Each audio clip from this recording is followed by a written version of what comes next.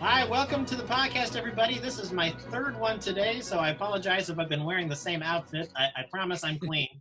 On our podcast today, we have Dr. David Rahbee, who is here to talk to us about any number of things. Dr. Rahbee?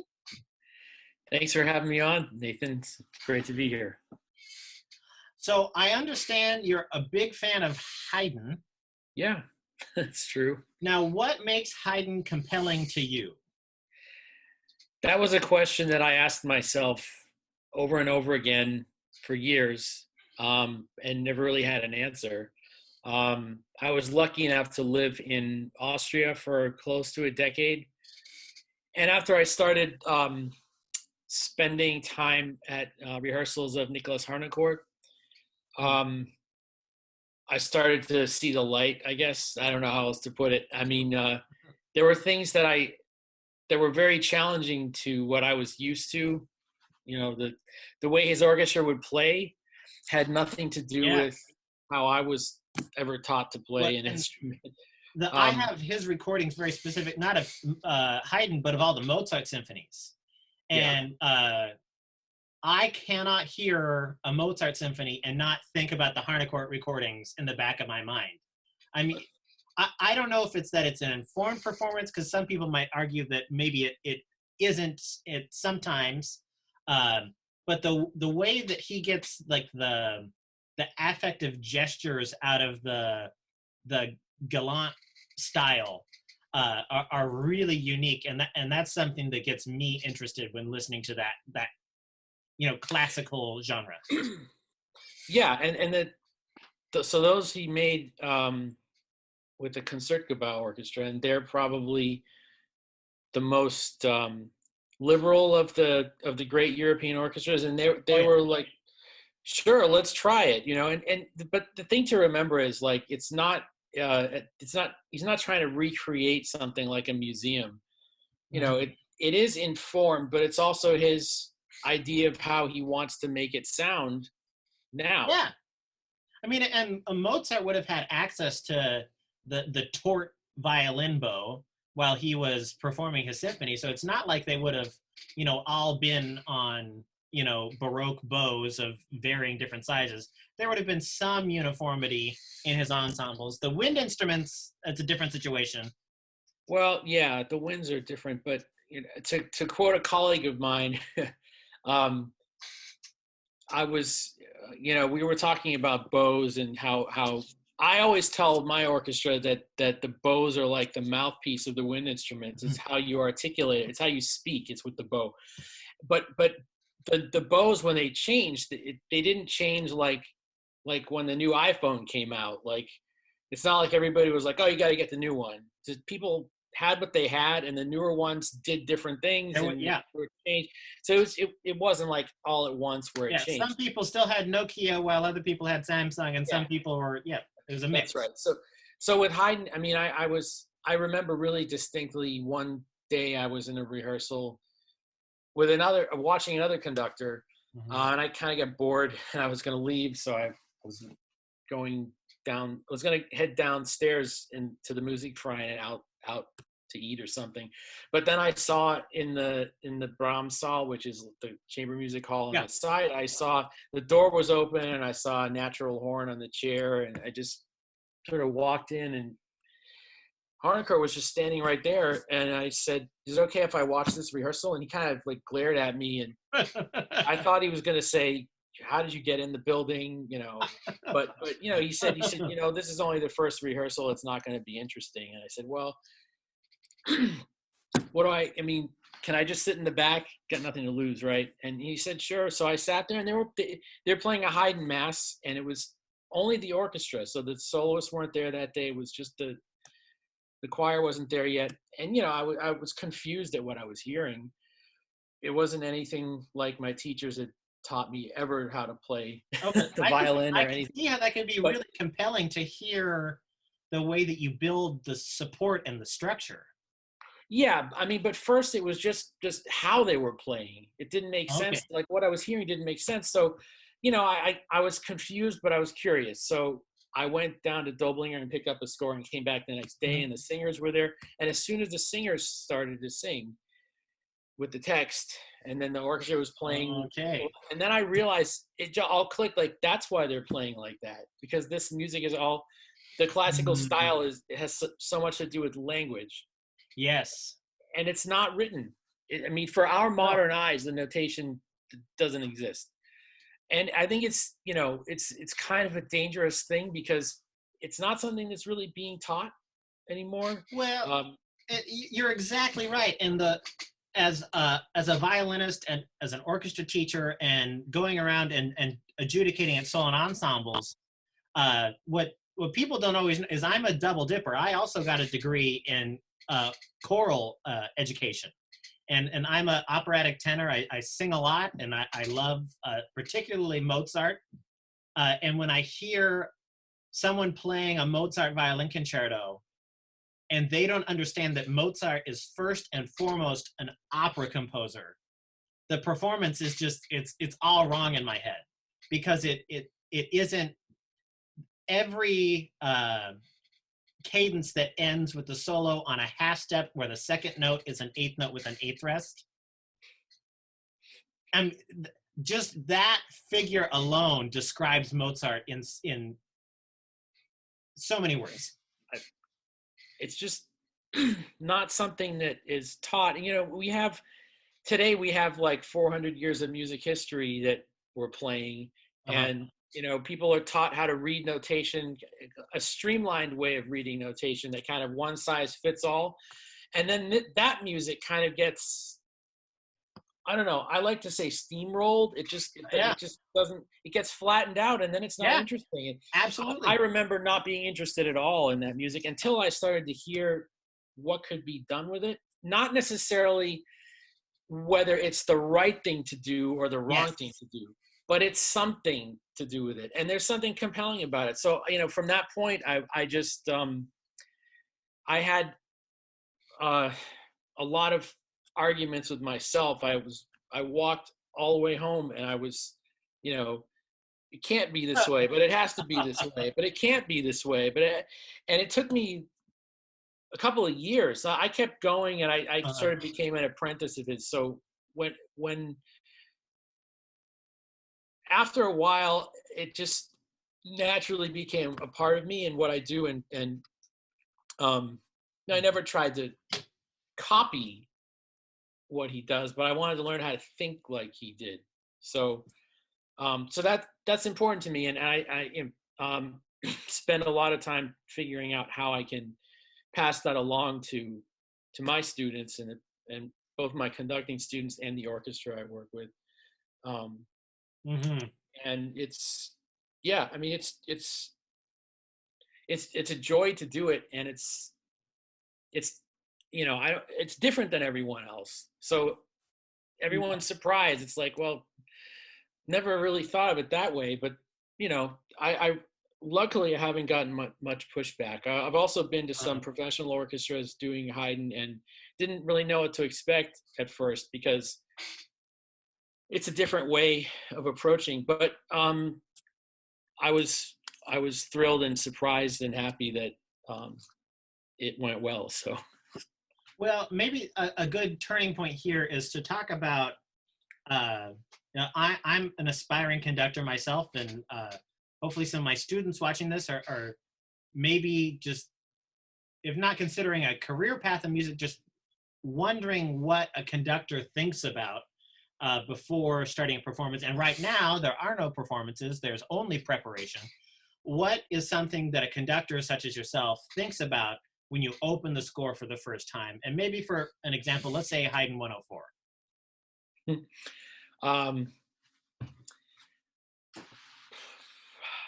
Well, I think what you're asking is like, how does a conductor start to approach learning a score? Is that kind of what you mean? Well, it's got to be different for every conductor. It will be. Everyone has to figure out their own way. But as a teacher, I always teach to go from the large to the small.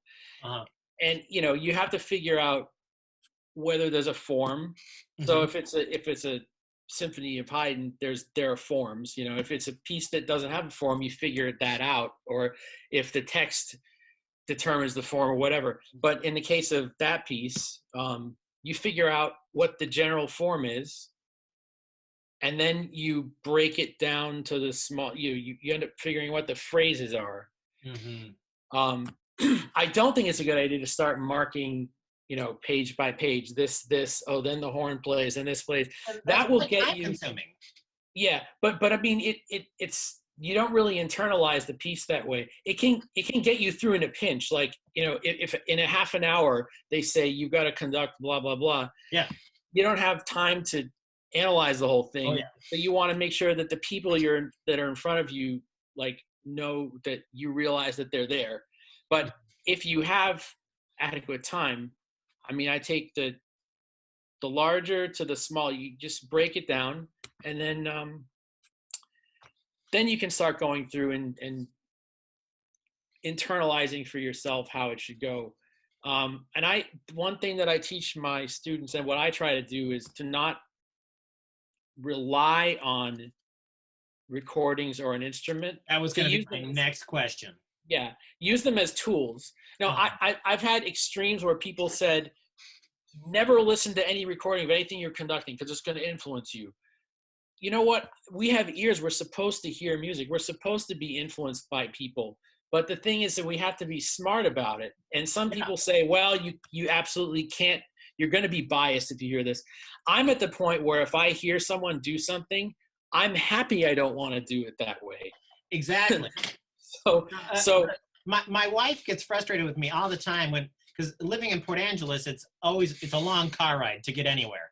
So we'll be listening to somebody's interpretation of some symphony, and I'll be singing the tempo that I think it should be, and it drives her insane. But it does not deter me to hear someone else's interpretation. Yeah, and so I try to teach to sing it to yourself. And when I say sing it to you, I don't mean sing like a singer. I mean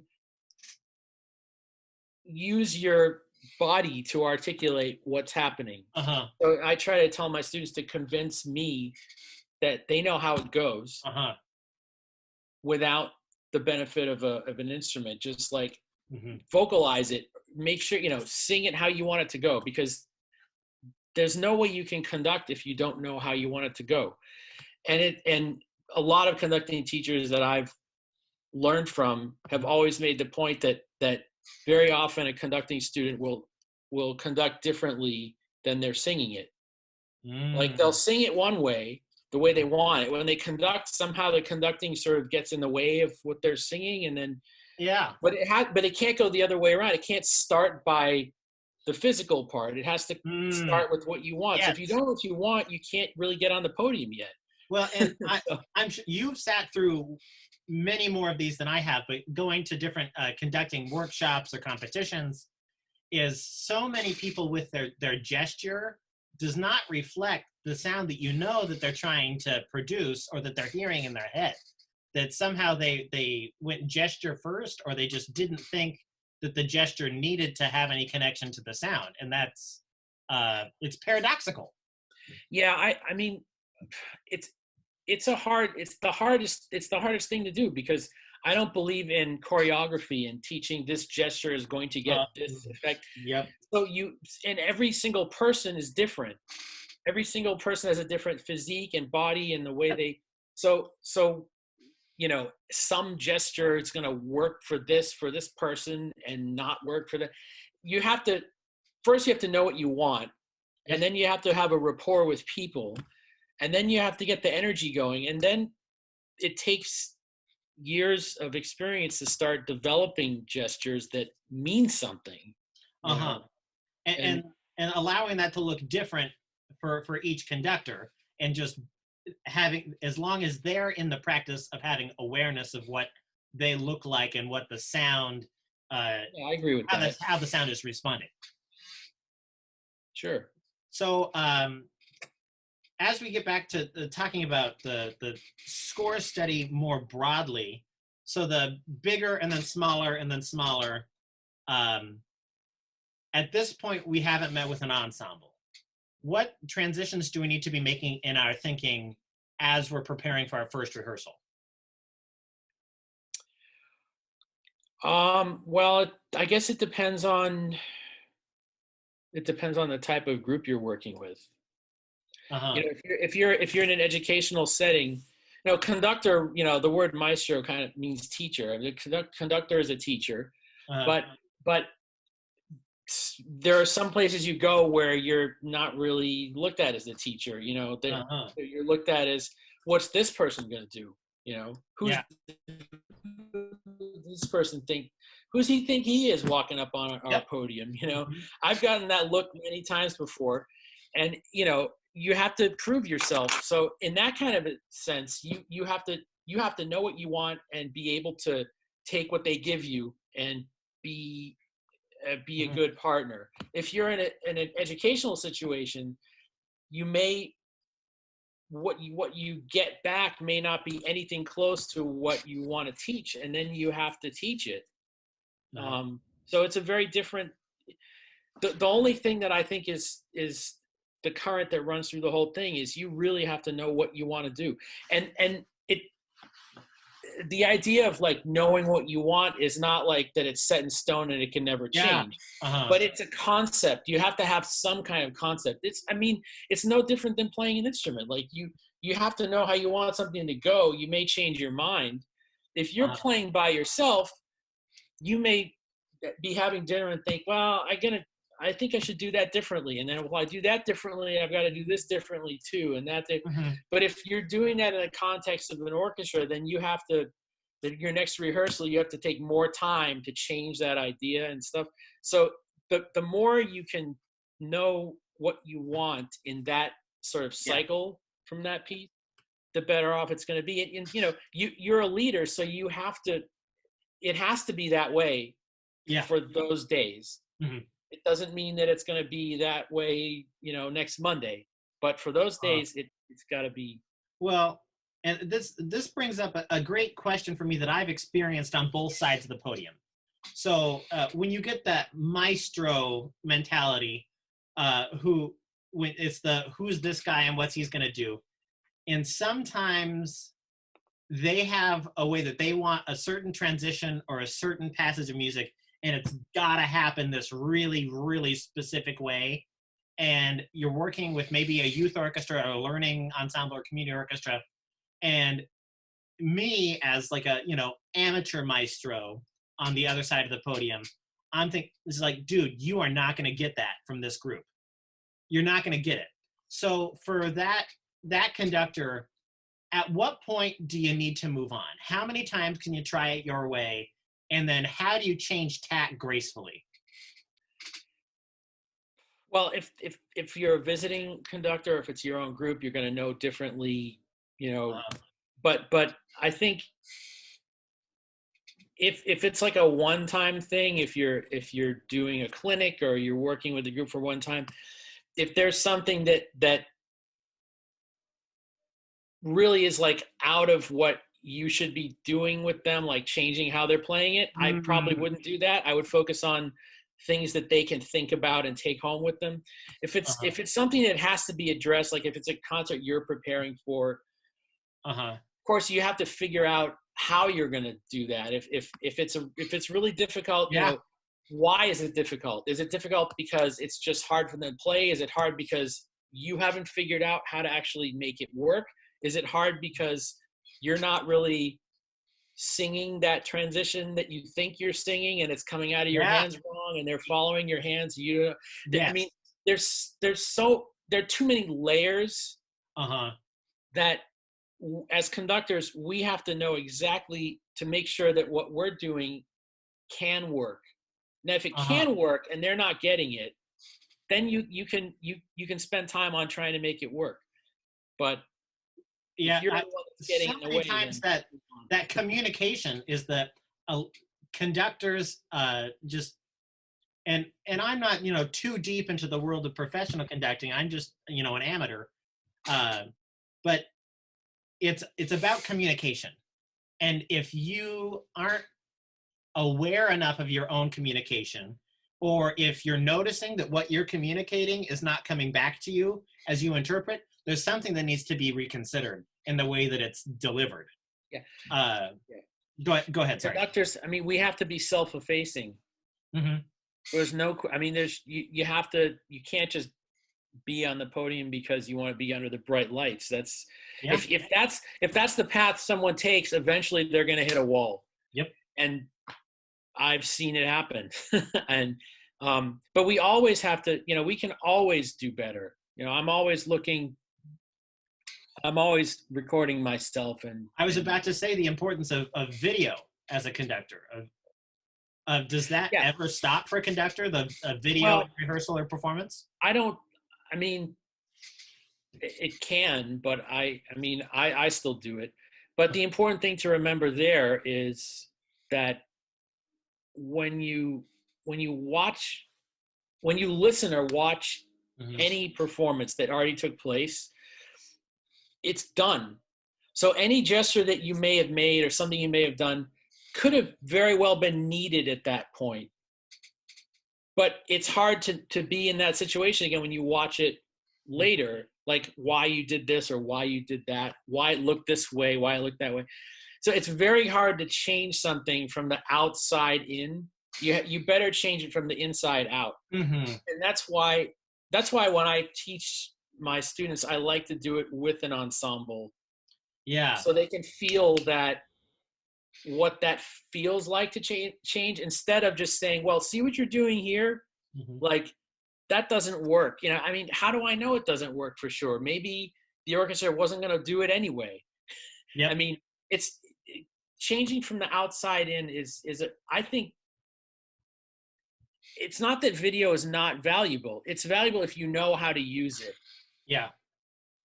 Well, I have seen what you've just said. I've seen the truth in that so many times, where you go to workshops where a majority of the time is you and whoever this important conductor maestro is, and they're just looking at the way that you move while maybe you sing or they play a recording. And then my experience in college with Ed Powell was my main conducting teacher in college, and he would just put an ensemble together with whoever was in the room. If that was 2 pianos, an oboe, bassoon, and a guitar player, whatever. But there had to be an ensemble, and it wasn't ever you're moving wrong, or this is the trick that I'm trying to teach you today. It was, the goal for today is we are going to do, a crescendo over these 3 bars, go.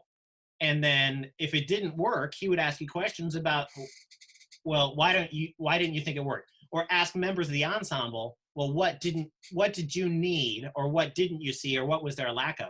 And having that ensemble response, I think, is detrimental to the practice of improving yourself as a conductor. As long as it's not just pianos. Yeah. I don't really have I think people can learn from any situation, but the piano is the one instrument that doesn't need a conductor. Because the keyboard was invented so that one person could play all the lines, and then you have them following a conductor. It doesn't make any sense. Like a keyboard player is in charge of their own, all the voices, everything else, and they always the piano responds differently. Well, and I find it interesting that so many conductors began life as pianists, and I find and many of them, fine people, fine conductors. I don't want to speak ill to any conductors out there who are pianists, but as a violin player, I am very frequently frustrated by a conductor who's a pianist asking for specific articulations, because they, as a performer on an instrument that doesn't sustain and needs no conductor, have just their paradigm of articulation and rhythm and phrasing is so different than the world that I live in. Yeah, it's very different. And there's nothing wrong with, the way that they want to approach a piece. It's just there's a disconnect there with piano. Yeah, you can usually tell immediately. And I'm not saying that in a bad way, but it definitely is different. I mean, I'm a former violinist, so I'm coming at it from from that side. Well, maybe a good follow-up question to that is how much time does a conductor have to spend with a piano interpreting a score on a piano, or is that Oh, necessary at all? well, that goes back to what I was going to say before. I use it as a tool, but I don't rely on it because I don't think it's a good idea to rely on anything else but your this right here. Hmm. But it's not like you should never touch a piano or a recording. Uh-huh. When you need it, you go to it. But the problem is, if you're in a place where there isn't a piano or isn't a keyboard, Yeah. or there you don't have internet, you can't get a recording. You can't just sit there and look at the score and say, "Well, I guess I should figure this out." It should be the other way around. It should be you should be able to figure it out in your head Yeah. and then say, "Hey, I want to double check that. Go to a piano."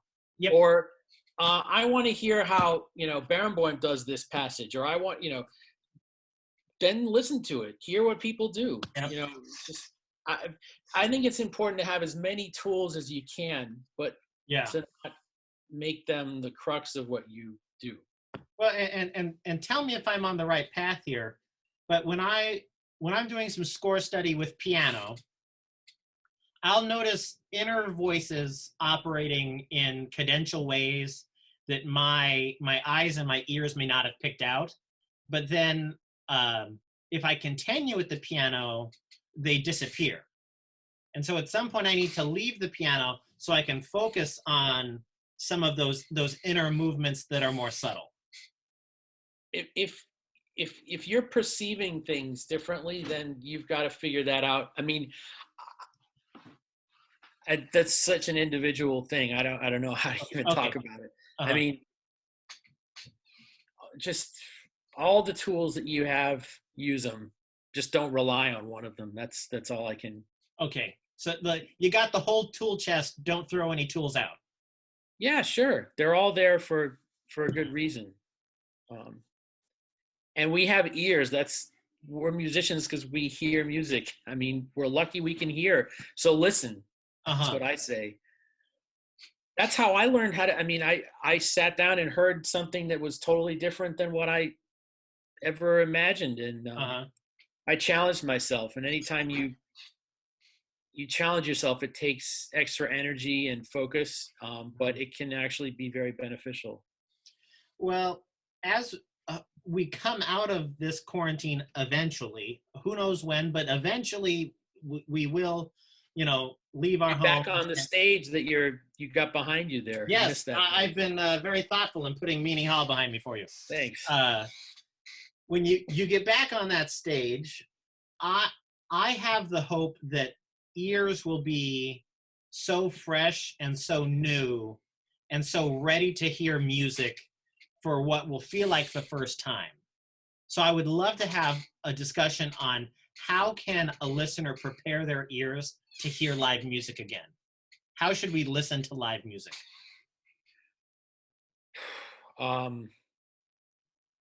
Well, see, this depends on the listener, what their background is.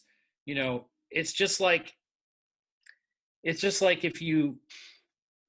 you're going to hear someone give a speech in Hungarian, like if they don't know the language, they're not going to understand it anyway. They might like parts of it. Yep. But if they do know the language, then you help them learn the language more.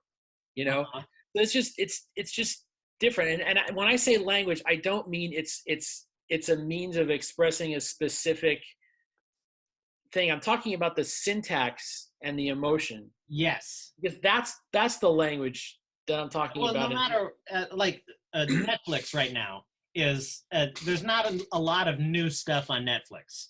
And so I've been going through and watching a lot of foreign shows and foreign films.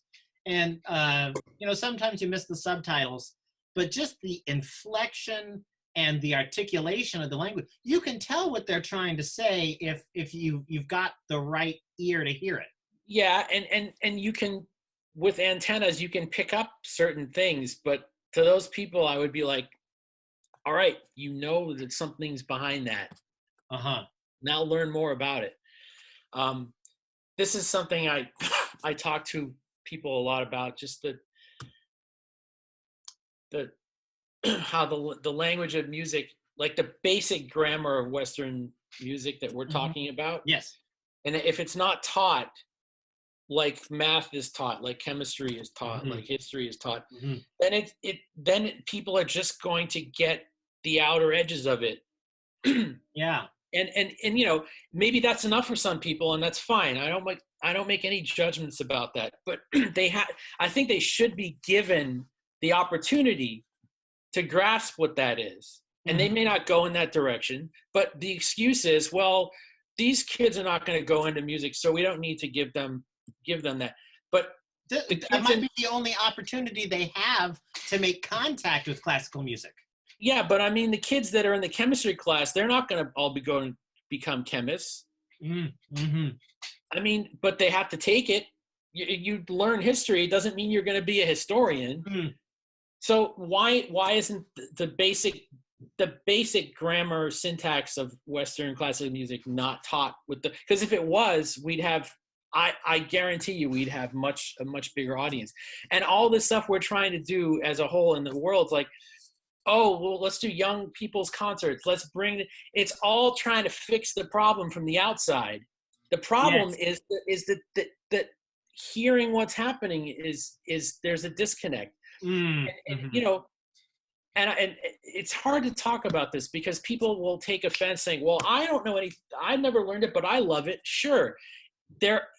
It's not that somebody that doesn't know that stuff can't like it.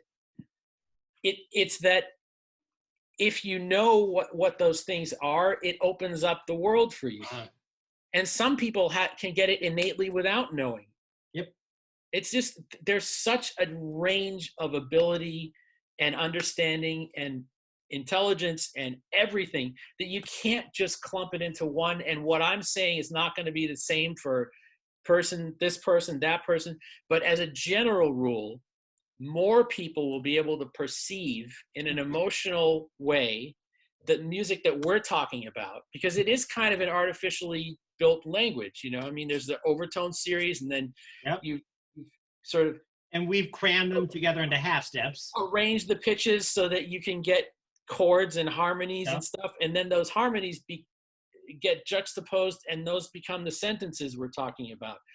And that's where the expression happens. So if that's not taught, people can only get it by other means. Well, they are getting it, some people, and that's great. And I hope they do keep getting. If you grow up with it, this is why when people come from a musical family, like I'm lucky enough to say, well, music is a universal language, blah blah blah blah, because we grew up with it. That's why it's universal, because it's part of, like, it just makes sense to us. But if someone doesn't grow up with it, they have to learn about it. Yep. Well, and this one of the questions that I've been asking a lot of my guests, particularly those who are conductors, is not a question, but the discussion about how do we get more people in the concert hall? How do we make orchestras more accessible? And based on what you're saying, and I'm party to agree with it, is that is the wrong question, because that's trying to invite people who don't speak the language, like someone who doesn't speak Hungarian, to come listen to an oratorio or an oration, not a song, sorry. Right. So someone speaking on Hungarian, they're not going to understand it. But rather, if we start younger, we start in the schools, we teach the basic, lexicon of Western music. If they have an option to hear music later in life, they're more welcome to the symphony. Right. And that's not to say that somebody coming to a concert will not like something. And it's not wrong to do what we're doing to try to get people to come in. None of that's wrong. No problem. But that's not where the core of the issue is. Yes. That's all I'm trying to say. Well, it's kind of, no, that's a bad analogy. I'm not going to use that. But we're looking at this like, why aren't more people coming to concerts? And it's, are we not doing something that people enjoy? Well, I can say even the most meager of community orchestras are doing a fantastic service to the community by at least providing a space for people to play and make music together. Even if the no audience shows up, we're still doing a fantastic service. But if we want more people to show up and appreciate classical music, I think people in my position in education, or people in the media, or people in professional, like studio popular music, could be doing more to introduce the fundamentals of Western music, well, the lexicon of Western music, the language and the grammar and the syntax with which Western music was made. Yeah, my own father came from a country where there wasn't Western classical music. He heard it on the radio, and it interested him enough that when he did move here, Mm-hmm. he bought books about it. He learned harmony, and he got a violin teacher. I mean, you have to. There has to be some initiative somewhere. You either have to do it yourself, Mm-hmm. or it has to be part of the core education where everything else is happening. But there's got to be a contact point. We can't have a classical music desert. And I'm not going to go full Benjamin Zander and say that everybody can and everybody will love classical music. Right. I'm a little more realistic. I do believe that everybody can, but they need to have an access point that speaks to them. So maybe a question to kind of wind down this conversation. How can we create more access points? Well, it starts, I don't know. It's the fundamental education that has to be there, or the impetus to want to learn it yourself once you're old enough. Mm-hmm. And who knows? I don't really have an answer. It's such a hard question. Yeah. Well, then maybe at the very least, when we do have our concerts, and this is something I think you will be able to speak to at great length, program notes. That's kind of like the lifeline that people who don't know much about classical music hang on to. But I've had the experience of, if you put too much in the program notes, you're going to have people who are not listening to your performance and are just reading a book, basically. So how do you make that balance of giving the listener an informed perspective, but also making it about the live performance on stage? Yeah, the program notes have to be concise and entertaining and informative, but not too in depth. Uh-huh. And then we can speak to the audience. I don't do it all the time, but I do it when I think it's really important. Uh-huh. When I know that it's going to be interesting for them. But also, at a professional orchestra is offering a product for purchase, basically. In an educational setting, yes, we have great audiences. It's also an educational thing. So it's not really a product. We're sharing what we've learned with an audience. And in that sense, when I do speak to the audience, the orchestra is actually engaged in that process too, rather than, having a pre-concert lecture before the orchestra is out there. Because if someone's talking on stage, the union clock is ticking, and someone can't talk, that you have to play and all that stuff. But in an educational setting, I could talk for a half an hour. I'm not going to do that because but you know what I mean? It's like you have the chance to speak and to share and to just be a voice and say, hey, you're going to hear this, and this is what you might want to listen for, or this is what this piece is based on, or so whenever I think that that's useful, I do it. Of course, it doesn't always have to happen. You can play music without speaking, and people can still get a lot out of it. But I think it's very different in a professional setting and in an educational setting. And another question that I have here written down of the things that I meant to ask. When we think about programming a concert, repertoire, I was taught a more rigid approach of overture, soloist, and then like symphony, larger work kind of thing. In my now professional career, for lack of a better term, it's become more of a, first and foremost, what is my ensemble going to be able to do well? How much can I give them and they will do well, and they will perform well? And then second, how can I provide variety for the audience, with keeping in mind my ensemble's ability to meet that goal? And then as a teacher, I've got to challenge the ensemble in a way that they haven't been challenged before. That's kind of what I have now. But I would love to know your approach to repertoire and programming. Sure. So in the different educational settings, you're going to have different sort of parameters. Yeah. For you, if 1 year, like, you don't have any bassoons, you have to figure something out. We have teachers and all the instruments, so there are always going to be people in the chairs. So when I program, of course I'm thinking what's really too difficult and what are some things we can do. Uh-huh. But there's never been a piece that I've chosen to do here at UW that I ever said, boy, I shouldn't have done that. They always rise to something. If you had asked me in 2013 if I would program Don Juan in 2017, I would have said no. Yeah. But guess what? We did it. Yeah. I mean, because they rise to it.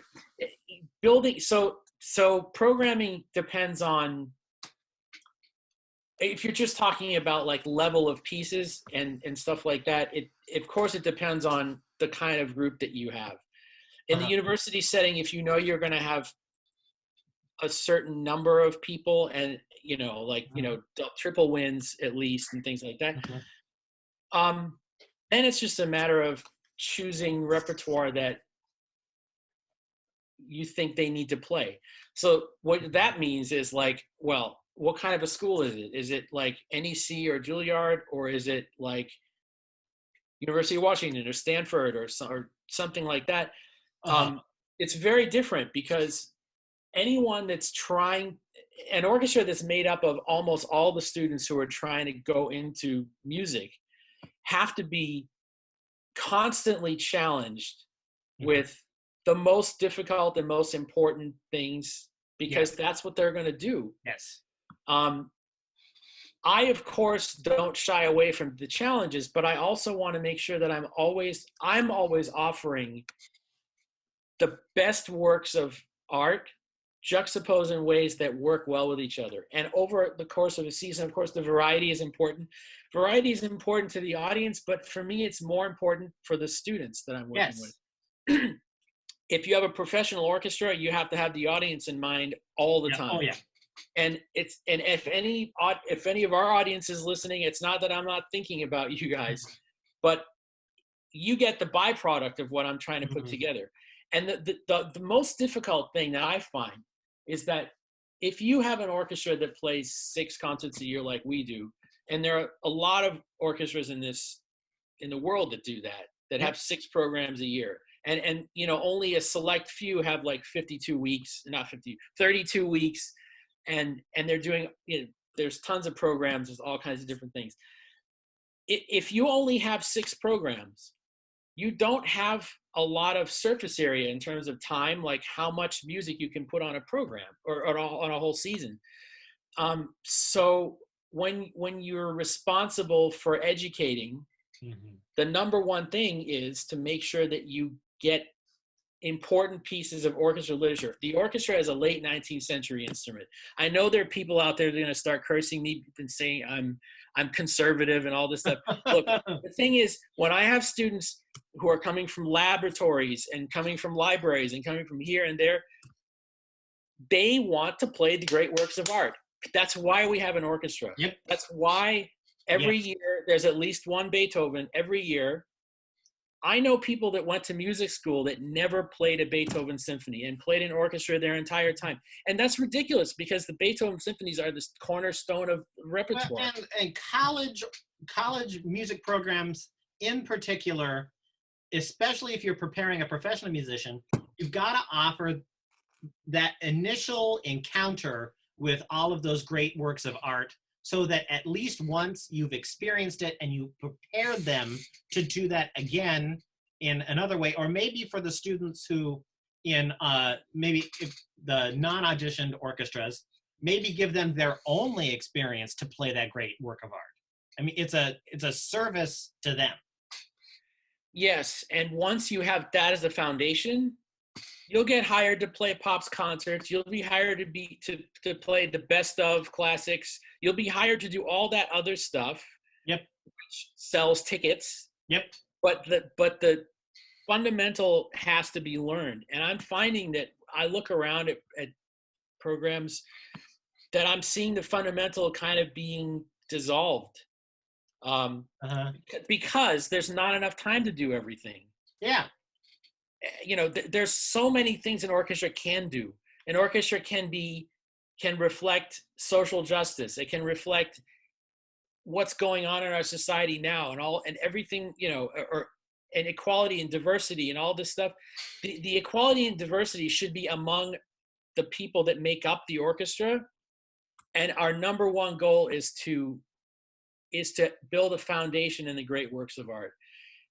And so if there are certain types of pieces that end up dropping off of programs and never get played, I mean, I can think, you know, when's the last time you heard a Beethoven overture by a major symphony orchestra? When's the last time you heard a Weber overture because we're playing premieres or we're playing this piece that has to get done on the thing. And then we have to do this concert. Now, I am not saying, oh, we shouldn't have composers. We shouldn't have, I'm not saying anything like that. But I think it has to be balanced really carefully. And the smaller the orchestra, the smaller the season, the more carefully you have to curate that. Because, you know, if you have a museum, not that we're playing like a museum, but as a presenter, as a concert presenter is kind of like a museum director in that they decide what works of art are going to be put on the wall. If you have a museum with an extra wing on it, and you put a wall, you put up a fake wall in the middle and put more art on there, you've got tons of space. You can't do that in a concert season. Unless someone gives you $50,000, you're not getting another concert. I love that. That's just, the conductor is like a curator of the art museum. Is you've only got so much space on the wall. What are you going to put on the wall that represents all of classical music? And the smaller the wall, the more selective you have to be. I want to make sure that the students I work with have a very, very close connection to the great works of art. And that's why I put together these seasons of like all kinds of broad things. But and this whole idea of overture, concerto, symphony, this is my 7th year. I've never done that. And this year there was going to be one in the spring that was close to that, but not quite. And it's not that it's the wrong thing to do, but we don't have to do that. We just don't have to. There's different ways we can do things. Well, we as humans in any field, we like patterns and we like convenience. And I think that formula of overture, soloist, symphony is convenient, and for a while it sold tickets. But I think it's disinteresting and it doesn't serve the repertoire. Right. Well, I agree with that. I mean, just I don't know, 150 years ago, they always put they would have the big symphony would be on the first half, like the meal, and then the second half would be the lighter dessert stuff because they thought people were less focused at the end. Now it's kind of like the opposite. You start with something that might be kind of superficial, and then you have your soloist, and then after the break you have your main course. It's kind of the opposite now, but it doesn't have to be that way. And some things can work well before an intermission. Some things can work well after. Some soloists don't like playing after an intermission. Yes. I do it a lot, and it's always surprising to people, but I do it a lot because it may make sense based on what the program is. Um, the size of the orchestra, you know, there's certain pieces that will work on the first half with a certain type of orchestra that will work better on a second half. I mean, there's just so many variables, but there's so much we can do. And in educational setting, I have more possibility because, Yeah. you know, I, I don't have to worry about like if the triangle only has one note or, you Yeah. know, I mean, sorry, my percussion students, I don't have to worry if one piece only has bass trombone and doesn't have others. You Uh-huh. know, it's not like um, it's not like the management office is going to say, well, you know, you need to pick the same instrumentation for the whole concert so we can get our money's worth and all that stuff. Uh-huh. Um, yeah, it could be different, and also like how you set up the orchestra, how close together they sit. I mean, there are union regulations that you can't sit close, or if you want to split the violins, some clauses say you can only you can't do that, or they put it in the contract to say that they have to be next to the first violin. I mean, the educational setting is a little more flexible in that way, where nobody's Yeah. telling you you can't do this or you can't do that. Well, If you think it's worthwhile, you can try it. and if we outside of academia in the professional world, if we want to get more people to show up to concerts, I think we're going to have to be more flexible. I think with the repertoire, I think we could maybe be a little more rigid, but with the way that we present concerts, there's plenty of room for flexibility. And there's so many little squabbles like the where do the first violins or where do the second violins sit that really to the audience are kind of unimportant.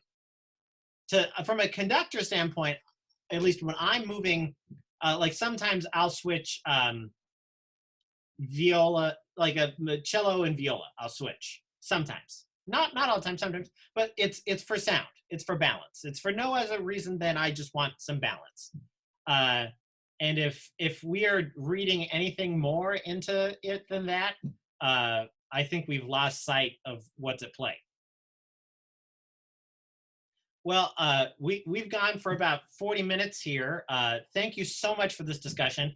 My last question that I ask all of my guests is if you could go back in time to when you were starting out in music, think back to a time when you were challenged and maybe somebody put you in a place where you were thinking about not continuing. What could you have told yourself to get you through that difficult time? Uh, I'm not sure if this is exactly what you mean, but I I remember wanting to watch. I think I was 13 or 14. I wanted to watch football and not go to youth orchestra Oh, on Sunday afternoon. this is exactly what I'm asking. I love this. Yeah. Um, or even before that, on Saturday mornings, I wanted to watch Scooby Doo and not go to my violin lessons. I mean, um, but you know, my parents knew what was important, and Hmm. they made sure that I stuck with it.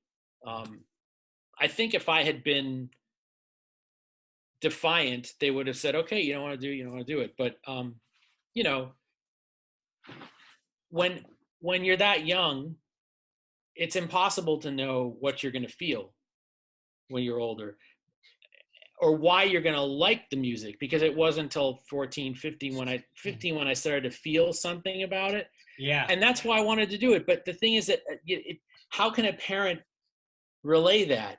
There's no way you can.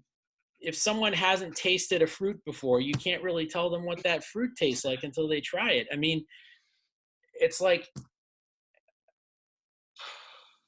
so the guidance was important. Nobody said you're going to regret this, because that's, I mean, Hmm. that's not a way to learn, to teach someone they're going to Yeah. regret it. Um, it was just kind of gentle, like, no, you're going to do it. Yeah. So, I like your fruit analogy. Is like if we think of orchestra or the classical repertoire as this delicious exotic fruit, if you don't take a bite, you'll never love it. And if or like durian. I don't know if you ever tried durian, but if that's Yeah. it's a love it or you hate it thing. But if you don't bite, you'll never find out. I don't mind the way it tastes. I don't like the way it smells though. Yeah, I don't think anybody does. In some ways, classical orchestras are the same way. But I hope everybody takes a bite of the fruit that we have to offer in classical music. And I've got a couple more questions for you off camera, but thank you so much, David. Thank you for coming on. Thanks for having me. Take care.